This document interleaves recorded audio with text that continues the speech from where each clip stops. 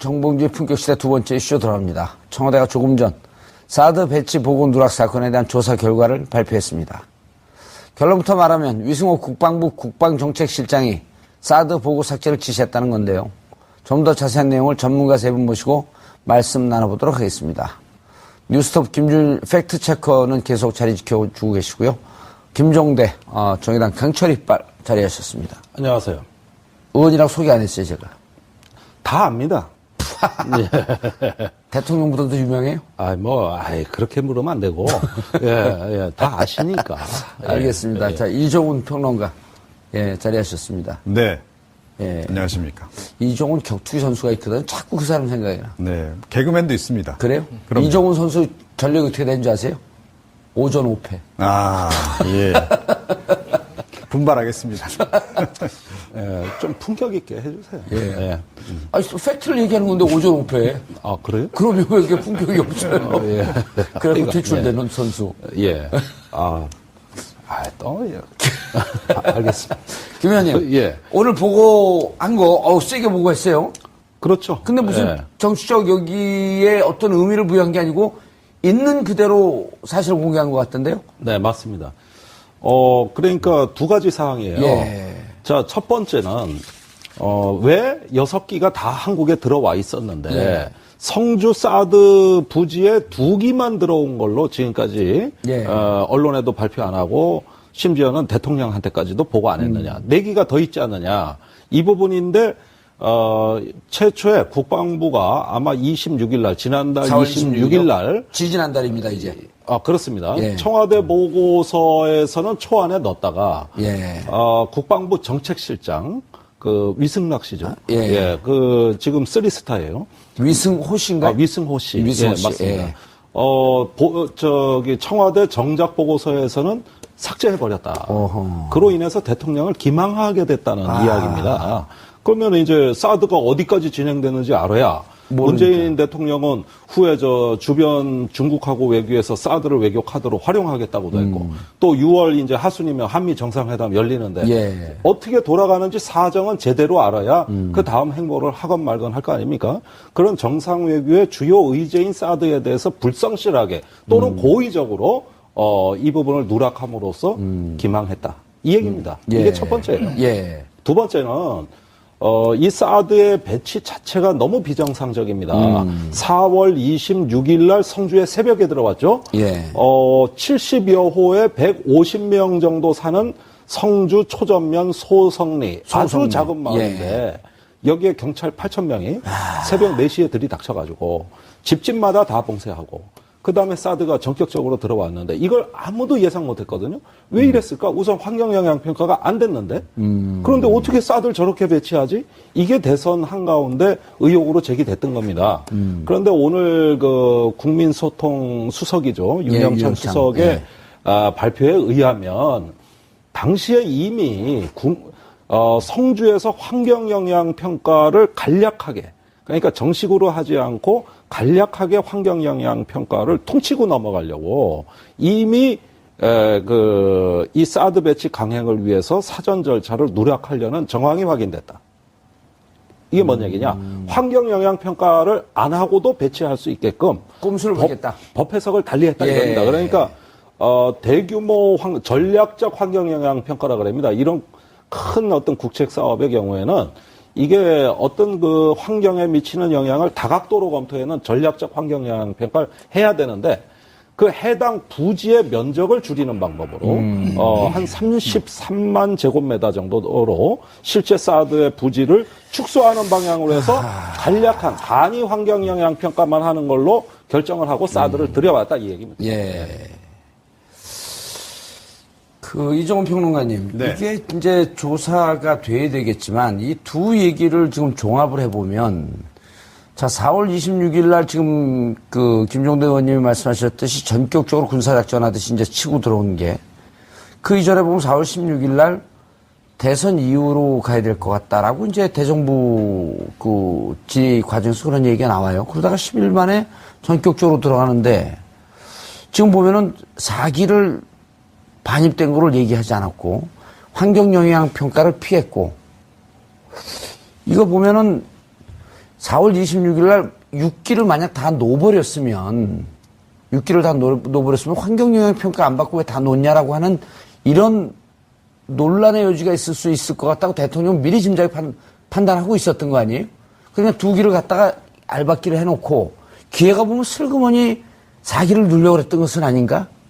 그렇죠. 그러니까 환경영향평가 받고 난 뒤에 나머지를 넣으려고 생각한 거죠. 아니 환경영향평가도 이제 안 받아도 되잖아요. 33. 안 받아야 되는 건 아니죠. 그러니까 간이로 예. 간이로 받고 예. 그게 지나면 4기를 마저 누려고. 그게 6월 말이에요. 예정 시점이. 그러니까 이 4기가 들어오는 시점은 예. 6월 말에 간이로 끝나고 나는 다음 환경영향평가를 그 이후에. 하고 그 직후에 들어올 그런 시나리오예요. 지금. 그래서 약간의 그럼 그러니까 이런 꼼수가 슬그머니 어둠을 타고 그렇죠. 하고 그런 건 쥐새끼들이 하는 짓인데. 그런 거죠. 그래서 70만 제곱미터인데, 예. 그죠? 그러니까 33만 제곱미터, 37만 제곱미터 이렇게 나눈 거잖아요. 나눈 거죠. 네. 근데 그 33만 제곱미터가 좀 안 되죠. 32만 7천인가? 32만 8천인가 얼마 해요. 그래서 34만 밑으로 딱 일부러 첫 번째 환경영향평가 받는 부지는 그렇게 딱 떨군 겁니다. 그런 거죠. 이게 일부러 떨군 거죠. 그러니까 그렇게 해야 간이로 받으니까. 33만 예. 평방미터가 넘어가게 되면 무조건 전략 환경평가 그렇죠. 1년 동안 받아야 되는 예, 거예요. 바로 봄, 여름, 그거죠. 가을, 겨울. 그걸 피하기 위해서. 그래서 부지를 그렇게 그림을 일부러 그렇게 만들다 보니 이게 약간 이게 정치적으로 보통 이게 선거구 획정할 때 게리맨더링이라 그러잖아요. 그렇죠. 한쪽으로 쑥 들어가게. 예. 이번에 지금 부지가 그렇게 그려져 있다는 거 아니에요. 이렇게 가운데가 푹 한 군데가 파져 있다는 거죠. 예. 그러니까 일부러 자기적으로 그렇게 맞추려다 보니까. 아하. 자, 그리고요. 오늘 청와대 발표가요. 이게 완결판이 아닙니다. 그렇죠. 청와대가 중요한 결과죠. 배경 설명까지 예. 자세히 안 해서 그런데 현재까지 저들의 증언에 따르면 위승호 정책실장이 했다고 하더라. 라고 하는 게 좀 더 정확한 오늘 발표 내용입니다. 예. 자, 생각을 해보십시오. 정책실장이 저렇게 중요한 사안을 혼자서 결정해서 넣어. 이렇게 할 수 있나요? 상식적으로. 그걸 나한테 물어봤어요, 진행자한테. 안 되죠. 그러니까 그런 일은 절대 불가능하다는 겁니다. 아마 김종대 의원님 잘 아실 겁니다. 그러니까 자기네들끼리 입을 다 맞췄겠죠. 예. 그래서 이 지금 뭐 보건 누락 관련해서 청와대 조사를 한다는데 누가 총대를 맬 거냐. 결국은 정책실장이 총대를 매기로 하고 그렇게 증언을 맞춰서 했을 가능성이 높지 않나. 여기서 또 꼼수를 부리고 있는 라고 거네. 저는 생각을 합니다. 그러니까 아니면 생각을 해보세요. 환경권한대행이 이 중요한 사안에 대해서 관심이 없었겠습니까? 예, 당연히 이건 관심이 있었을 것이고 또 뭐 이 국방부 장관은 말할 것도 없고 또 청와대에 있는 김관진 안보실장도 말할 것도 없고 당연히 알았을 거예요. 그리고 사기 부분을 이게 보고서에 넣을까 말까 하는 부분도 당연히 정책실장이 뭐 임의로 결정했을 가능성은 훨씬 가능성이 희박하다라고 전제하고 우리가 좀 봐야 되고 그래서 사실은 이 부분은 추가 조사를 하게 되면 진짜로 누가 처음에 이걸 지시 내렸는지가 나올 가능성이 높은데 제가 보기엔 정책실장이 이건 아닐 가능성이 높다. 오히려 그 윗선 모르겠습니다. 황교안 권한대행까지 올라갈지 모르겠는데 뭐 상당히 정책 결정에 의사결정에서 중요한 위치에 있는 인물이 누군가가 사실은 했을 가능성이 높죠. 예. 자, 이렇게 보고 내용이 나옵니다. 김종대 의원님. 지난 정부에서는 발사대 추가 반입 사실이 NSC에 보고되어 대통령 직무대행까지 알고 있었던 것으로 확인됩니다. 복선이죠, 이게. 자, 6기가 다 들어왔습니다. 6기가 반입이 돼서 대기하고 있다가 2기만 배치가 됐고 2기도 전개는 되지 않았죠. 근데 한간에 또 전개됐다라고 하는 그런 국방부 장관의 중간에 이상한 보고도 한 번 있었어요. 네, 3월 6일 상황이에요. 예, 엑스밴드 레이더가 마치 예. 그 미사일 발사하는 것을 파악한 것처럼. 예.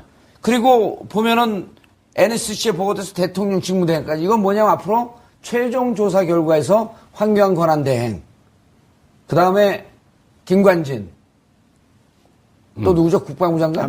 한민국. 여기까지는 삼총사. 그런데 예. 그 탄핵 정국에서 황교안 대행 정부 이 체제에서 사드 문제를 관리한 당사자가 김관진 안보실장입니다.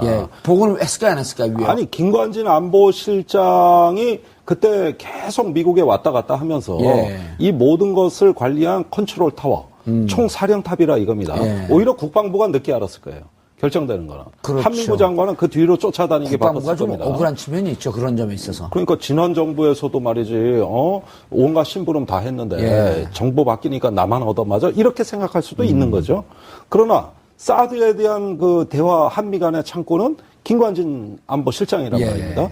황교안 권한대행은 이런 김관진 안보실장에게 안보에 대해서 그 분의 워딩으로 직접 옮기자면 원칙 있게 하라 그랬단 말이에요. 계속 지금 사드 배치 가고 있는 거 가속화해서 원래는 올해 연말까지로 돼 있는 거를 보다 더 가속화해서 북한 핵 미사일에 대해라. 가열체계하라. 그건 운동권 용어예요. 아 그래요? 예. 어쨌든 가속화. 예. 예. 그렇게 해가지고 실제 과속이 된 겁니다. 가속이 아니라 과속이 된 거예요. 예. 자, 이거는 제가 사드 배치 찬성론자라고 쳐요. 대한민국에 사드 필요하다. 꼭 들어와야 된다. 저도 찬성론자예요. 예. 하여간, 예. 예. 그래도 이런 배치는 찬성 못 할 거예요. 비정상적으로 들어와서. 지금 그게 상당한 고출력 레이더에 고압 전류가 필요한데 국방부가 들어오면서 한전 보고 전기 좀 넣어달라니까 못 넣어주겠다는 거예요. 한전이요? 네. 오. 그거 다 환경영향 평가해야 그 고압 전류도 넣어주고 그러는 건데. 전임 정부에서 그랬어요? 그랬다니까요. 그래서 지금 벙커 CU로 발전기 돌리고 있어요. 그래가지고 겨우겨우 가동하고 있다고. 자, 무슨 얘기냐? 비정상적으로 배치됐기 때문에. 비정상적인 운영이 되고 있는 거예요. 운영이 되고 있는 거고, 그 미군들 건물이 없어요. 그 옆에 천막 치고 있고, 예, 밥 먹어야 되잖아요. 예. 헬기로 지금 매일 식사 나르고 있어요. 그러니까 이게 도대체 제대로 가동되는 것도 아니고, 그러고 환경영향 평가, 그 간이 평가도 못했기 때문에 예. 한 삽도 못 듭니다. 한 삽도. 그러니까 공사를 못하고 잔디밭 위에 그 골프장에 알루미늄 패드를 깔고 그 위에 얹은 거라고. 그래 놓고 초기 작전 능력이 지금 확보됐다는 것을, 확증해야 되니까 무리하게 돌린 겁니다. 이거를. 지금 전기도 제대로 안 들어가는 데서.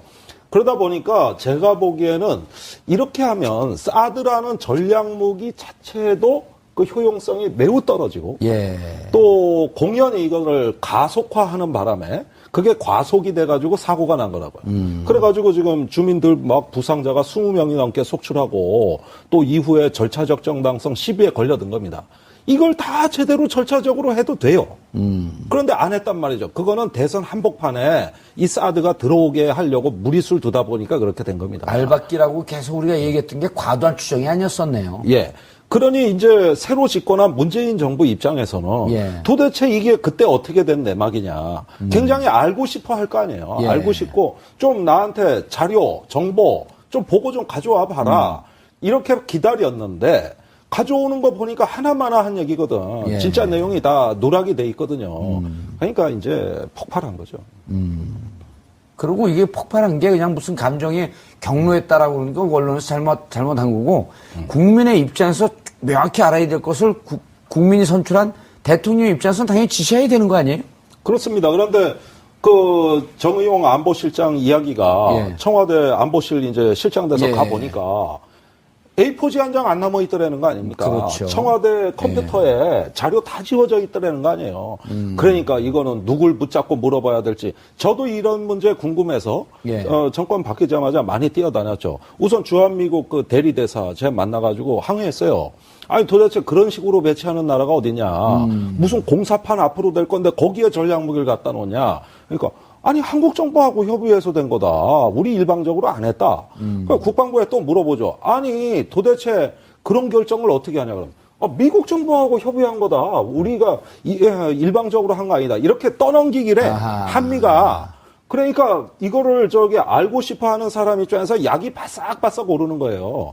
아 여전히 기망하는구나. 여전히 갖고 노는구나. 이런 생각을 가질 수 있는 거고 내가 정상 외교를 하려면은 지금 이걸 군기를 잡아가지고 실체를 파악해 놔야 그 다음 스텝이 나간다 이겁니다. 외교안보가. 예, 군기 잡는다고 하는 표현은 적절치 않고 정상화 시키는 거죠. 아니 군기 잡는 건 뭐 없는 걸 억지로 막 정신 차리게 하는 건데 네. 그런 측면도 있잖아요. 그래서 이것은 정상화 시키는데 이정훈 평론가님. 네. 지금 이제 김종대 의원님께서는 최근에 진행됐던 4월, 5월, 6월까지 요 과정까지 했는데 어찌 보면 사실은 지난해 7월 8일, 7월 5일 날 배치하지 않겠다고 하면서 7월 8일 날 배치하겠다고 했고, 그리고 그 배치하겠다고 결정하고 난 다음에 중국의 보복이 문제가 되지 않냐. 그러니까 지난해 말에 뭐라 그러냐면 한중 간 경제 구조가 너무 긴밀하게 연결되어 있기 때문에 또 고단위로 올라가 있기 때문에 그래 경제 보복하지 못합니다. 올 1월 와서도 그거 문제된다고 하니까 보복 못한다고 계속하다가 지금 엄청난 보복을 받고 있잖아요. 여기서부터 다 조사해야 되는 거 아니에요? 그러니까 이제 처음부터 조사하는 건 맞고요. 예. 이제 어찌됐건 첫 단추를 깬 거 아닙니까? 그러니까 이제 앞으로 추가 조사가 반드시 자기들 이루어져야 된다. 깼는 줄 알고 딱 봤더니 안 들어간 거지, 아직 단추가. 라고 이제 생각을 하고요. 예. 그러니까 제가 바로 그 경우예요. 그러니까 저는 사드 배치 찬성론자인데 절차적으로는 이건 도대체 상식적이지 않다. 예. 우리 다 찬성론자네, 네, 그럼. 절차적으로 셋 다. 문제가 있다라고 이제 생각하는 바로 그런 사람 중에 한 사람으로서 이건 누가 보더라도 진짜 이상하다라는 거예요. 예. 그런데 미국 정부도 해명하는 걸 보면 석연치가 않아요. 그리고 한국 정부 역시 마찬가지. 그러니까 이런 경우에는 역시 뭔가 업자하고 개입이 돼 있다라고 우리가 추정할 수밖에 없고. 가리는 자가 범인이다. 그렇죠. 제가 보기엔 그래서 역시 로키드 마틴이 뭔가 역할을 분명히 한 것 이제 거기까지 같다라고 이제 넘어가지 생각을 하는 마시고 거고요. 그러니까 추정이 그렇습니다. 그래서 예. 움직인 거 맞고, 그리고 조금 전에 이제 그 발표가 이제 7월 8일 날 나오고, 그 전에 이제 국회에서 대정부 질의할 때는 한민구 장관은 절대 그런 일 없다. 이거 뭐 도입 안 할 거다라고, 배치 안 할 거다라고 얘기를 했는데, 사실 한민구 장관도 그때 나중에 사실은 알았다는 거 아니에요? 예. 자, 그러니까 한민구 장관도 배제돼 있었다는 겁니다. 예. 이 윤병세 외교부 장관은 바지고 싫어갖고. 예. 백화점에. 그러니까. 그러니까 이 두 사람 다 멀리 배제된 떨어진 백화점에. 그렇죠. 두 사람이 배제된 상태에서 그럼 일이 진행됐다 그러면 누가 이걸 주도했을까? 그러니까 결국은 역시 김종대 의원께서 말씀하셨듯이 우리가 합리적으로 의심할 수밖에 없는 인물은 김관진 안보실장이라고 이제 봐야 되는 거고요. 전체 그림은 김 의원님, 전체 그림은 어느 정도 좀 이제 맞아 떨어지는 것 같아요. 그러니까 6월 말에 간단한 환경 평가를 받기 전까지는 좀 비공개로 살금살금 하고 있다가 환경영향평가 받고 나면 맞아 4기까지 놓서 1포대는 완성을 시키려고 했던. 예. 1포대 완성시키게 되면 나머지 7개 포대 금방 들어가는 거거든요. 예. 자, 그렇게 보면은 왜 이 부분이 문제가 되냐면은 기억하실 겁니다. 작년에 성주로 그 부지가 결정된 아마 7월 10일인가 11일경이었을 예. 거예요. 이때 저도 성주에 가 있었습니다만 그날 한민구 장관이 성주 군민들을 앞에 나섰죠. 그렇죠. 황교안 권한대행가 와서 계란 맞은 날입니다. 그때 이게 환경에 이상이 없다는 걸 제 몸으로 시험하겠습니다. 제가 레이더 앞에 가서 쓰겠습니다. 누가 한민구 장관이요? 예. 인체해 없습니다. 그 다음에 두 번째 또 내려간 게 그 뒤에 한 달 뒤입니다. 아하. 그래가지고 성주 주민 대표자들한테 뭐라고 얘기했냐면은 환경 영향 평가를 확실히 투명하게 누구나 납득할 수 있게 하겠다. 이걸 주민들에게 약속을 해준 거예요. 그러면 지금까지 국방부가 민의를 거슬러 가면서 현지 주민들한테 한마디 설명 없이 마구마구 정책 결정을 하는 와중에서도 딱 한 가지 오로지 약속한 거는 환경영향평가 한 가지입니다. 근데 이제 그때는 그때 7월인데 환경영향평가 하려면 1년이 걸리고 그러면 12월 대선 전에 배치할 수 있겠다라고 나름대로 계산이 있었는데 느닷없이 촛불이 일어난 거 아니에요? 그러니까 대통령 선거가 빨라지니까 사드 배치도 같이 빨라진 거예요. 거죠. 이게 두 개가 달리기 경쟁을 한 거라고. 그래가지고 원래 그때 발표할 때 배치 시기는 언제냐? 올해 12월입니다. 예. 올해 12월까지 시간을 두고 배치한다 그랬어요. 그런데 12월 대선이 5월로 땡겨져. 11월에 미국 미 대사관과 사령관이 그 얘기를 하잖아요. 8, 9개월 뒤. 그러니까 11월에 8, 9개월 뒤니까 7월이나 8월로 몇 개월 당겨지더라고. 네. 막 촛불이 타오르니까. 그러죠. 그러다가 대선 일자 확정되니까 더 땡겨져서 예. 4월로 땡겨. 이게 모든 게 정치 일정하고 사드 배치 시기하고 딱딱 맞아 떨어져. 정치 일정이 면접이라면. 그리고 그때 그 청기 누설을 한 사람이 있어요. 예. 예, 미 팔군 사령관입니다. 예. 그때 작년 12월이었어요. 예. 기자 간담회에서 정확히 이렇게 표현합니다. 한국의 정치 상황이 불안정해지고 있다. 한국의 정치적 조건에 따라 컨디션, 정치적 상황 조건에 따라서 사드 배치 시기가 조정될 수 있다. 이렇게 얘기합니다. 청기누설을 했네. 예. 저는 그때 이렇게 알아들은 거예요. 사드는 몇 년 후가 될지 모르는 북한 미사일 요격용이 아니고 예. 대선에서 야당 후보 요격용인 일종의 정치 무기 아니냐. 아니 정치 일정하고 사드 배치가 무슨 그러네요. 관계가 있냐. 이러면서 이제 굉장히 핏대를 높인 거죠. 이종훈 평론가님, 네. 한민구 국방장관이 시인이에요? 이 사람이? 시 쓰나요?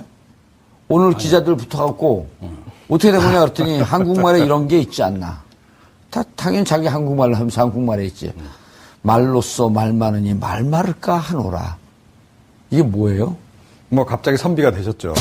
예, 갑자기 선비 모드로 돌입했는데. 말로써 말 그러니까 많으니 말 많을까 하노라. 예, 정리하면 할 말은 많은데 지금은 말할 상황이 아니다. 불교 뭐 신앙가 사는 산이오 물음물이로다 그런 것 같은데. 네, 그런 얘기를 하는 건데. 그러니까 저게 정유라 말이구나. 말로써 말 많으니 말 많을까 하노라. 그런 얼토당토 않는 해석은 하지 마시고요. 예. 한국말, 한국 홀스에 이런 홀스가 있다. 근데 한민구 장관은 실제로도 약간 좀 옆으로 억울한 좀 비껴 거예요. 있으면서 조사하면 다 나온다 그랬잖아요. 그 비껴 있으면서 그렇다고 해서 본인이 제가 보기 역할을 또 전혀 안 한 것도 아니에요.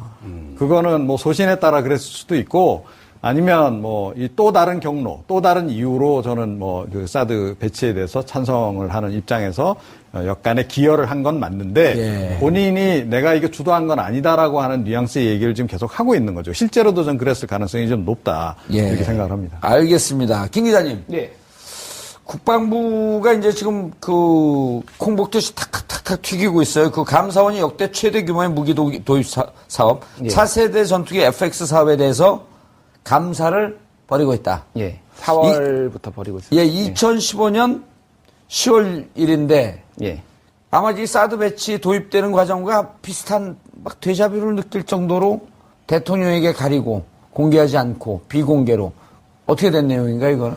그러니까 아시다시피 근데 FX 사업 자체가 이제 박근혜 정부의 최대 이제 무기 방위 산업이었고요. 근데 7조 원 정도의 규모였고, 근데 여기에 이제 갑자기 기종이 F-35로 바뀌는 과정에서 굉장히 2013년 일이죠. 예, 2013년에 바뀌는 과정에서 급작스럽게 변경이 됐고, 그러면서 여기에 이제 김관진 당시 국방부 장관이 개입을 한 것이 아니냐는 의혹이 계속 있어 왔는데요. 그래서 이거 지금 박근혜 정부 당시에도 방위 산업에 대한 비리를 조사를 했지만은 이명박 정부 것만 하고 박근혜 정부 때 있었던 일은 전혀 손을 대지 않았거든요. 그래서 지금 이게 엄청난 규모의 비리가 의혹이 제기되고 있기 때문에 지금 이게 조사를 해야 된다라는 어떤 여론이 굉장히 높아지고 있습니다. 이거 큰 건 아닌가요? 김종대 의원님. 네, 정확하게 7조 8천억 원짜리 사업입니다. 40대를 F-35 스텔스 전투기를 도입하는 초반 사업이에요. 60대 하겠다 그랬던 거 아니에요? 그것은 이제 한 6년에 걸쳐서 방위사업청이 준비해온 것은 약 한 8조 4천억 원 정도를 들여서 차세대 전투기 60대를 도입하겠다 하고 입찰을 한 결과 미국 보잉사의 F-15 사일런트 이글이 단독 기종으로 선정됩니다. SE가 사일런트 이글의 준말이군요. 그거 모르셨어요? 예, 몰랐어요. 그래서 이 기종으로 선정이 돼가지고 발표가 됩니다. 유일하게 입찰에 통과했다. 그러면 그 다음 순서는 뭐냐? 김관진 국방장관이 주재로 열리는 방위사업 추진위원회에서 재가를 받으면 되는 거야. 여기서 의결을 하면 된다고. 그런데 그게 2013년 9월 그 추석 연휴 때 연휴가 끝나면 그 방추위가 열리기로 돼 있었는데 그 연휴 직전부터 이상한 일이 일어나기 시작한 거예요. 그 입찰에 통과한 F-15 사일런트 이글이 스텔스 기종도 아니고 또 여러 가지 어떤 조건이 안 맞아서 사업을 재검토해야 된다. 이런 이야기를 국방부 전력자원실장이 여러 군데 이 추진위원들 19명을 상대로 해서 이제 작업이 들어간 겁니다. 그 다음에 막상 연휴가 끝나고 방추위가 열렸는데 2명이 민간위원이 부동의하고 이건 절대 서명 못한다. 나머지 17명이 부동의안에 서명했어요. 그러니까 국방부 전력자원실장이 간사위원으로서 부결안을 낸 겁니다. 거기에 2명을 제외한 나머지들이 서명을 합니다. 부결을 이제까지 토의했고 결정된 거를 6년을 해온 걸. 거기서 부결하는 안을 결정하고 다시 평가가 들어가서 입찰 끝에 이번에는 F-35로 기종을 선정해 주기 위해서 F-35가 비쌀 거 아니에요. 대수를 줄여. 그래서 총 사업비 내에서 그 F-35가 구매가 가능하도록 사업 계획을 다시 짭니다. 그 다음에 요구 성능에 스텔스 기능을 집어넣죠. 이렇게 하면은 이 평가 하나만 해요. 그래서 F-35로 다시 기종이 변경되는 걸 안을 다시 올려가지고 방추위에서 이번에는 이거를 가결을 시켜버리는 사건이 되는 것이죠. 그때 우리가 이종훈 평론가님 그때 우리가 이게 2012년에 박근혜 당시 대선 후보가 이명박 정부에다가 뭐라 그러냐면 차세대 전투기 사업은 다음 정권으로 넘겨라. 그럴 때 우리가 농담 비슷하게 이렇게 얘기를 했어요. 그 MB 정부는 4대강으로 많이 먹었으니 방위산은 우리가 좀 먹게 놔둬라. 한 10조 가까이 되는 사업이니까. 그렇게 농담식으로 얘기해갖고 그거 막 벌 받은 사람들도 있어요. 아, 예. 그런데 결국 결과적으로 그렇게 되고 있어요. 예. 그런데 로키드 마틴이 이제 그것만 먹은 게 아니라는 거죠. 그러니까 이제 박근혜 정부 내도록 좀, 그쪽에서 가져간 사업 규모가 좀 엄청난 거 아닙니까? 8조라는 거 아니에요? 아니요. 10년간 36조 원어치를 계약해줬어요. 10년간 언제부터 언제까지? 그러니까 MB 박근혜 대통령 그다음에 참여정부 말기에서 지난 10년간. 와, 36조요? 36조예요. 그리고 로키드 마틴에다가 로키드 마틴에다가 한 회사에. 그리고 이제 F-35를 사오면 그 비행기만 사오는 게 아니잖아요. 근데 부품도 계속 들어가죠. 게다가 이 박근혜 정부 때 완전히 로키드 마틴에 다 몰아주기를 합니다. 그러니까 F-16. 그리고 성능 개선, 그 사업도 다 가져가죠. 그것도 가져갔죠. 자, 그런 식으로 해서 지금 최종적으로 로키드 마틴이 궁극적으로 가져갈 그 금액 규모가 앞으로 향후 한 30년 동안에 한 200조 정도 될 거라고 지금 추산을 하고 있거든요. 자, 그게 이제 이명박 정부 때 로키드 마틴이 가져갔던 사업에 지금 13배가 넘는다는 겁니다, 지금. 그 다음에 뭐 노무현 전 대통령 때하고 비교하면 100배 이상. 이런데, 자, 그래서 결국 로키드 마틴하고 뭔가 지금 관계설에 대해서 얘기가 나오는 거고, 어마어마하네, 200조. 그리고 이제 정유라가. 30년간. 예, 정유라가. 아프터 서비스. 정유라가 증언했다는. 자기 아버지는 김관진 아저씨하고만 아우한다. 그거가 이제 같이 연결이 돼서 지금 뭔가 지금 그 라인에서 움직이지 않았을까. 사실은 그러니까 F-35로 기종 변경이 일어난 직후에 뭔가 비선이 개입했다라는 소문이 파다했어요. 파다했고 뭐 그때 당시 비선이라고 하면 정윤회 씨가 주로 거명이 많이 됐고 정윤회 그리고 이제 최순실도 살짝 거론이 됐었고 이미 그랬다는 거지 그 시기에. 자 그러면 사실은 이제 국방부 장관은 김관진이었고 또 만약에 정윤회 씨하고 특별한 관계였다라고 한다면 그림이 싹 그려지는 거 아닙니까? 그렇게 볼 수가 있는. 만약에 그게 사실이라면 이거는 사실은 제2의 로키드 사건. 이라고 봐야 되는 거죠. 70년대 중반에 일본의 로키드 사건 기억하십니까? 그렇죠. 기억하죠. 단학가까지 다. 주로 오늘 저한테 물어보는 분야 계속. 이제 테스트를 좀 실력 테스트. 아니, 그런데 수준이 근데 그 당시에 70년도에 일어났던 그 로키드 사건하고 이번 사건을 보게 되면 약간 패턴이 비슷하다는 느낌도 갖게 돼요. 그때 그 로키드 사건 때문에 수상이 날아가는. 네. 김 의원님, 그런데 이제 문제는 뭐냐면 이게 누굽니까? 김영삼 대통령 들어왔을 때 93년도에 군대 사조직인, 전두환, 노태우 중심으로 한 하나회. 이것을 싹 끄집어냈잖아요. 그렇습니다. 그런데 지금 요즘 나오는 얘기가 군대 알자회. 알자회예요, 알자회예요? 서로 알자회. 알고 지내자는, 알자. 그게 무슨 족폭 중에서 제일 수준 떨어지는 게 우린 같은 식구라면서 식구파거든요. 그거랑 똑같은 수준이네. 알자회. 그러니까 우연히도 독사파. 독일 사관학교 출신들. 그런데 알자회가 이제 김영삼 정부 후기에 하나회에 이어서 군내 사조직 사건으로 이게 터집니다. 문제가 되죠. 그래가지고 해당자들이 엄청난 불이익을 받았어요. 진급에서도 누락되고 보직에서도 불이익 받는 등. 그래서 한직으로 전전을 했었습니다.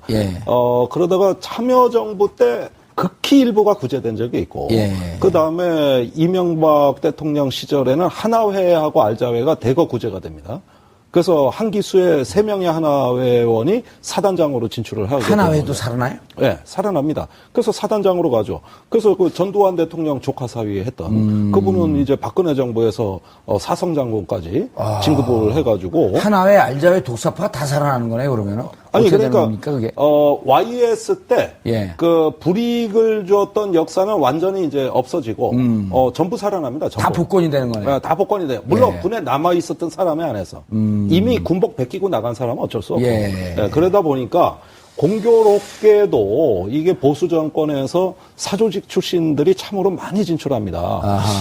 제가 보기에는 이명박 정부 때는 하나회 출신, 청와대 그 위기관리 수석, 예. 그 안광찬, 이거 이름까지 얘기해서 좀 죄송합니다. 그런데 예, 계속하세요, 이름을. 그분으로부터 해서 그 정점으로 해서 하나회들이 쭉, 그래서 나중에 사성장군까지 가고요. 그 다음에 알자회는 현재 얼마 전에 특전사령관을 하셨던 분이 계세요. 예. 지금은 항공작전사령관으로 부임하셨는데 그분이 3스타인데 2분. 그 다음에 현재 기무사령관. 예. 이런 몇몇 분이 이제 알자회가 있고. 그 다음에 제일 주목받는 존재는 누가 뭐래도 독사파예요. 김관진 그 안보실장이 주축이 되어 있는. 예, 독일 육군 사관학교의 선후배 출신들. 그 정점에는 이제 김관진 안보실장이 있습니다. 그런데 지난번 기억나실 겁니다. 그 사이버 사령부 대선 개입. 그렇죠. 박근혜 정부 초기에 한참 문제가 됐었죠. 그때 사이버 사령관을 지낸 양반이 청와대 비서관으로 영전하는데. 예, 누구였죠? 이름이 기억이 연재욱 씨. 연재국 씨. 장군. 참여정부에 있었다가 그 참여정부의 부역자라고 해갖고 외곽을 맴돌다가. 그렇습니다. 예. 이제 그분이 김관진 장관, 당시 장관하고 독일 선후배 관계로 끈끈이 맺어지고. 전교 1등만 독일 사관학교로 보낸다는 게 맞나요? 육사에? 아니, 그건 그분들 주장인데. 예. 그때 한 명 보내다, 두 명 보내다 이랬어요. 성적표는 확인 안 하셨다는 거죠? 그거 전교 1등 거기에 다 보내는 법이 어디 있습니까? 세상에 그런 거. 한 명 내지 두 명 매기수에서? 예, 매기수에서. 어떨 땐 두 명 보냈어요. 그래서 이제 장관은 중에는 김태형 국방장관 같은 분. 이런 분이 독일 사관학교 출신이고. 그 다음에 사드 배치와 관계해서 왜 독사파 얘기가 나오느냐 하면은 지금 위승호 정책실장 전임자가 이 모든 사드에 관한 일을 거의 다 실무를 맡아서 했어요. 누구죠, 그분이? 가만히 있자. 내가 지금 유재승 예비역 장군입니다. 그런데 이분이 독사파예요. 그런데 한민구 장관이 아까 뭘 모르는 것 같다 이렇게 얘기하잖아요. 이 유재승 실장은 항상 청와대를 자주 드나들었습니다. 그래가지고 이 사드에 관해서 김관진 실장의 직접 지휘를 받았어요. 그때 이상한 일이 많이 터진 거예요. 알겠습니다. 7월 8일 날 발표부터 작년 11월까지. 그래서 이 문제의 핵심에는 독사파가 있을 것이다. 그래서 국방부 청와대 독사파 라인 극소수 외에는 사드가 어떻게 돌아가는지 아는 사람이 국방부에 없는 거예요. 기획조정실장, 국방부 차관. 제가 물어보면 나는 모른다. 난 라인에 없다. 이런 얘기를 하는 것이지. 정윤회와의 라인을 찾으면 되네요, 이제. 거기까지는 생각 못 하셨죠? 거기까지는 생각 못 했어요. 아직까지도 잘 연결이 안 돼요. 그거 연결이 됩니다.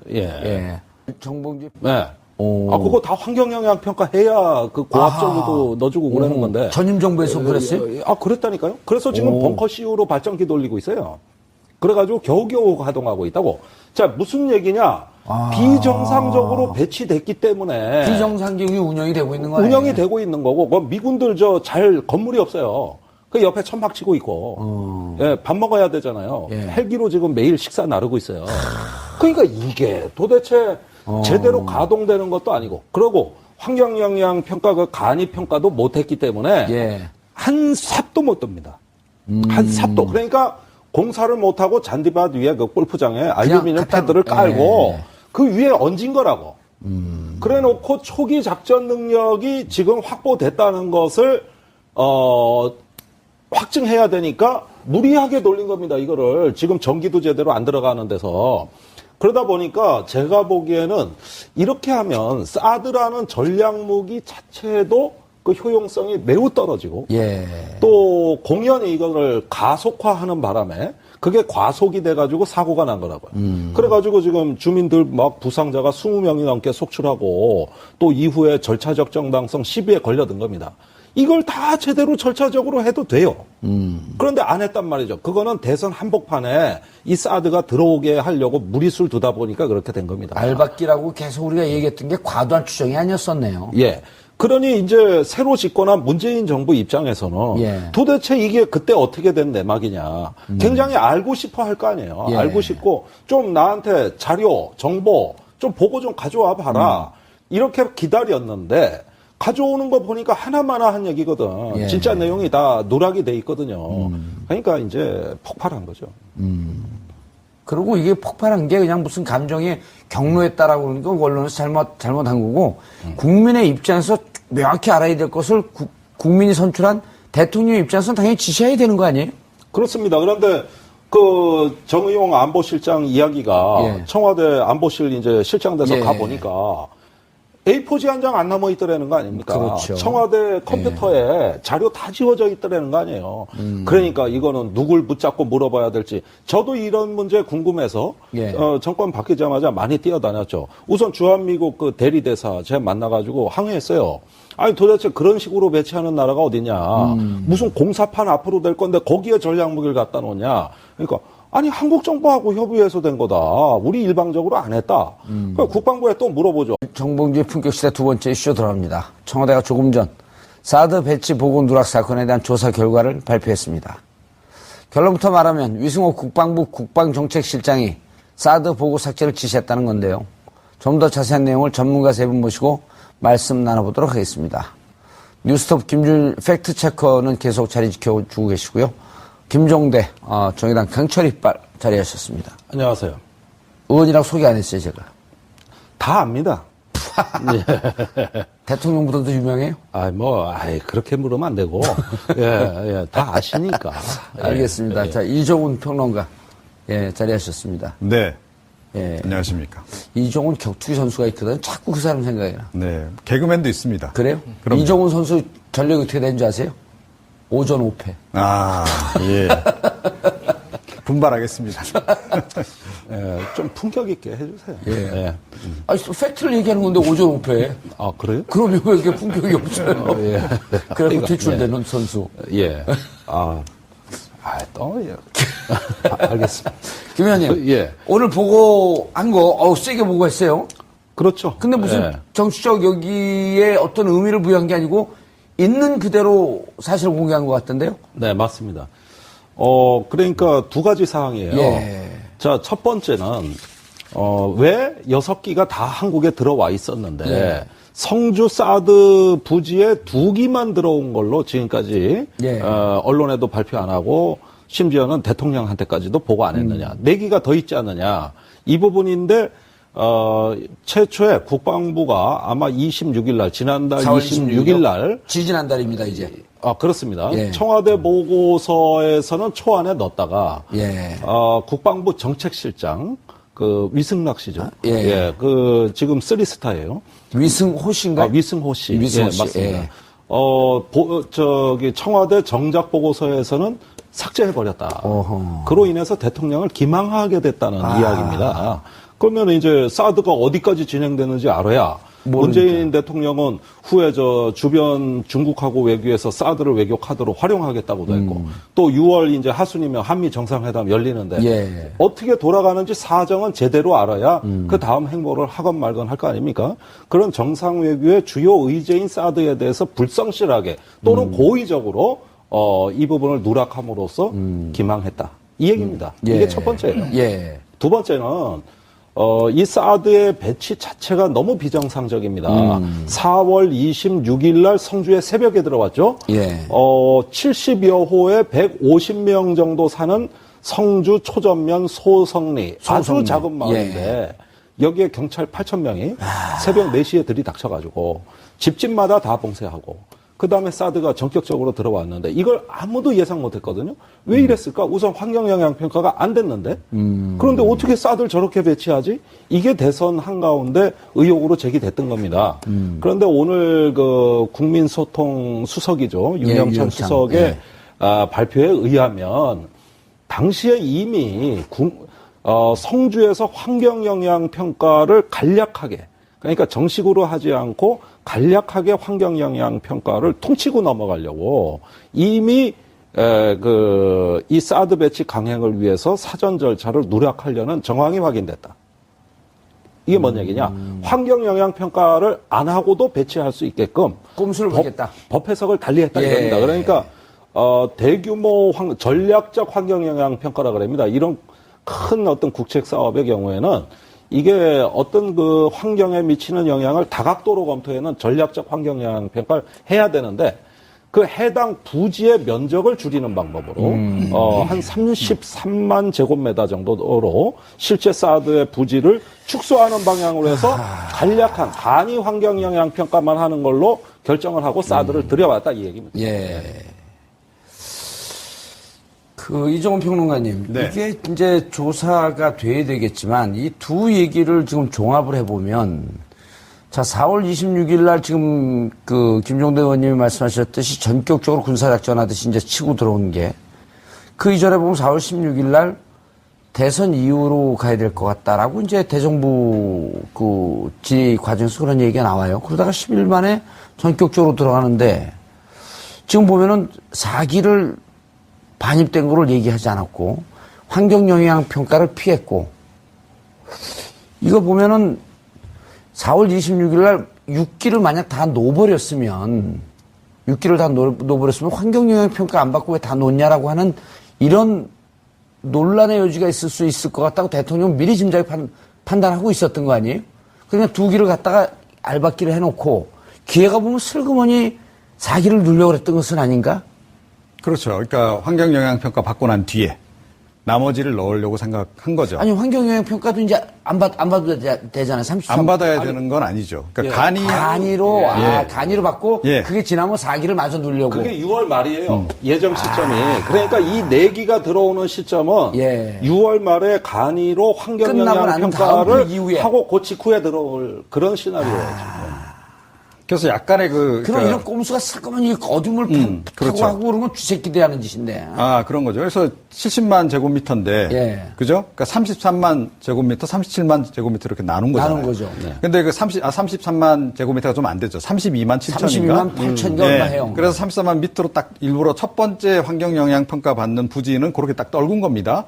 떨군 거죠. 이게 일부러 떨군 거죠. 그러니까 그렇게 해야 간이로 받으니까. 33만 예. 평방미터가 넘어가게 되면 무조건 전략 환경 평가 그렇죠. 1년 동안 받아야 되는 예, 거예요. 바로 봄, 그거죠. 여름, 가을, 겨울. 그걸 피하기 위해서. 그래서 부지를 그렇게 그림을 일부러 그렇게 만들다 보니 이게 약간 이게 정치적으로 보통 이게 선거구 획정할 때 게리맨더링이라 그러잖아요. 그렇죠. 한쪽으로 쑥 들어가게. 예. 이번에 지금 부지가 그렇게 그려져 있다는 거 아니에요. 이렇게 가운데가 푹 한 군데가 파져 있다는 거죠. 예. 그러니까 일부러 자기적으로 그렇게 맞추려다 보니까. 아하. 자, 그리고요. 오늘 청와대 발표가요. 이게 완결판이 아닙니다. 그렇죠. 청와대가 중요한 결과죠. 배경 설명까지 예. 자세히 안 해서 그런데 현재까지 저들의 증언에 따르면 위승호 정책실장이 했다고 하더라. 라고 하는 게 좀 더 정확한 오늘 발표 내용입니다. 예. 자, 생각을 해보십시오. 정책실장이 저렇게 중요한 사안을 혼자서 결정해서 넣어. 이렇게 할 수 있나요? 상식적으로. 그거 나한테 물어봤어요, 진행자한테. 안 되죠. 그러니까 그런 일은 절대 불가능하다는 겁니다. 예. 아마 김종대 의원님 잘 아실 겁니다. 그러니까 자기네들끼리 입을 다 맞췄겠죠. 예. 그래서 이 지금 뭐 보건 누락 관련해서 청와대 조사를 한다는데 누가 총대를 맬 거냐. 결국은 정책실장이 총대를 매기로 하고 그렇게 증언을 맞춰서 했을 가능성이 높지 않나. 여기서 또 꼼수를 부리고 있는 라고 거네. 저는 생각을 합니다. 그러니까 아니면 생각을 해보세요. 환경 권한대행이 이 중요한 사안에 대해서 관심이 없었겠습니까?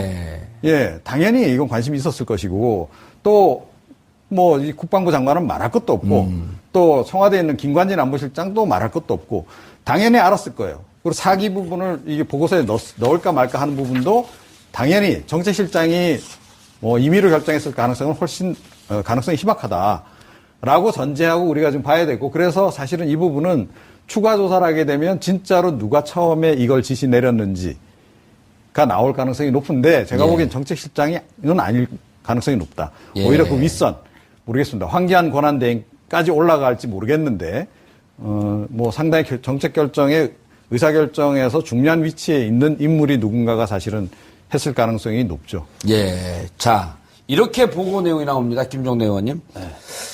지난 정부에서는 발사대 추가 반입 사실이 NSC에 보고되어 대통령 직무대행까지 알고 있었던 것으로 확인됩니다. 복선이죠, 이게. 자, 6기가 다 들어왔습니다. 6기가 반입이 돼서 대기하고 있다가 2기만 배치가 됐고 2기도 전개는 되지 않았죠. 근데 한간에 또 전개됐다라고 하는 그럼 국방부 장관의 중간에 이상 보고도 한 번 있었어요? 네, 3월 6일 상황이에요. 예, 엑스밴드 레이더가 마치 예. 그 미사일 발사하는 것을 파악한 것처럼. 예. 그리고 보면은 NSC에 보고돼서 대통령 직무대행까지 이건 뭐냐면 앞으로 최종 조사 결과에서 황교안 권한대행, 그 다음에 김관진, 또 누구죠? 국방부 장관? 한민국. 여기까지는 삼총사.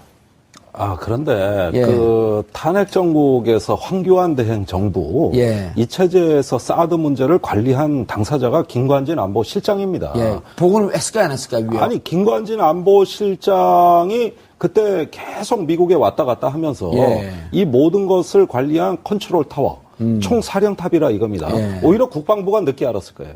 결정되는 거는. 그렇죠. 한민구 장관은 그 뒤로 쫓아다니기 국방부가 바빴을 좀 겁니다. 억울한 측면이 있죠. 그런 점에 있어서. 그러니까 지난 정부에서도 말이지, 온갖 심부름 다 했는데 예. 정부 바뀌니까 나만 얻어맞아 이렇게 생각할 수도 있는 거죠. 그러나 사드에 대한 그 대화 한미 간의 창구는 김관진 안보실장이란 예. 말입니다. 황교안 권한대행은 이런 김관진 안보실장에게 안보에 대해서 그 분의 워딩으로 직접 옮기자면 원칙 있게 하라 그랬단 말이에요. 계속 지금 사드 배치 가고 있는 거 가속화해서 원래는 올해 연말까지로 돼 있는 거를 보다 더 가속화해서 북한 핵미사일에 대해라. 가열체계하라. 그건 운동권 용어예요. 아, 그래요? 예. 어허. 어쨌든 가속화. 예. 예. 그렇게 해가지고 실제 과속이 된 겁니다. 가속이 아니라 과속이 된 거예요. 예. 자, 이거는 제가 사드 배치 찬성론자라고 쳐요. 대한민국에 사드 필요하다. 꼭 들어와야 된다. 저도 찬성론자예요. 예, 하여간, 예. 예. 그래도 이런 배치는 찬성 못 할 거예요. 비정상적으로 들어와서. 지금 그게 상당한 고출력 레이더에 고압 전류가 필요한데 국방부가 들어오면서 한전 보고 전기 좀 넣어달라니까 못 넣어주겠다는 거예요. 한전이요?